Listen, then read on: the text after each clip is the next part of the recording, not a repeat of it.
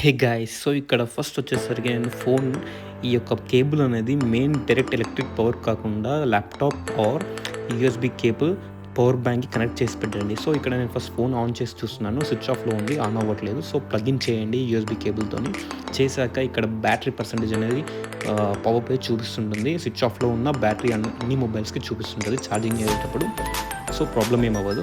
And next ఇక్కడ unplug చేయండి. Unplug చేశాక మీరు నెక్స్ట్ ఏం చేయాలి అంటే ఇక్కడ ఫస్ట్ ఒక స్టెప్ మెయిన్ ఇక్కడ అబ్జర్వ్ చేయండి. వాల్యూమ్ అప్ అండ్ డౌన్ బటన్స్తోని వర్క్ అవుతుంది మనకు. Volume down button and up button press చేసి హోల్డ్ చేయండి అలానే.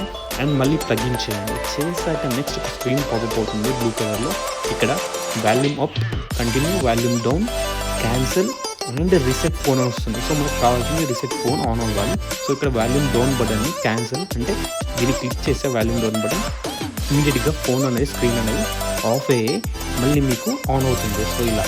సో, ఆన్ అయ్యాక ఈ మెల్లిగా కొంచెం టైం తీసుకుంటుంది. అండ్ ఈ యొక్క ప్రాసెస్ వచ్చేసి అన్ని ఆండ్రాయిడ్ ఫోన్స్‌కి వర్త్ అప్లికేబుల్ అవుతుంది. సో, మీరు రిపేర్ షాప్‌కి వెళ్ళకుండా, మనీ పెట్టకుండా ఈజీగా ఈ టెక్నిక్‌తో మీరు ఫోన్‌ని ఆన్ చేసుకోవచ్చు. సో, ఇది అందరికీ షేర్ చేయండి. ఎంతవరకు పాసిబుల్ అయితే అందరికీ ఫ్యూచర్‌లో యూజ్ అవ్వచ్చు. సో, అండ్ ఇది ఈ స్టెప్ అయ్యాక ఫోన్ అనేది యాజ్ యూజువల్‌గా సేమ్ ఎలా ఉంటుందో అలా ఆన్ అవుతుంది. సో, యాజ్ యూజువల్‌గా ఆన్ అయ్యాక మీరు చూడండి ఇక్కడ నెక్స్ట్ సేమ్ ప్రాసెస్‌తో మీరు ఫోన్‌ని అన్‌లాక్ చేయాలి. సో, అన్‌లాక్ చేశాక నెక్స్ట్ ఫోన్ అనేది ఇలా రీస్టార్టింగ్ అని వస్తుంది. సో, ఇది గైస్ పవర్ బటన్ వర్క్ అవ్వకపోయినా అది అవసరం లేకుండా ఆన్ చేసి ఇది టెక్నిక్.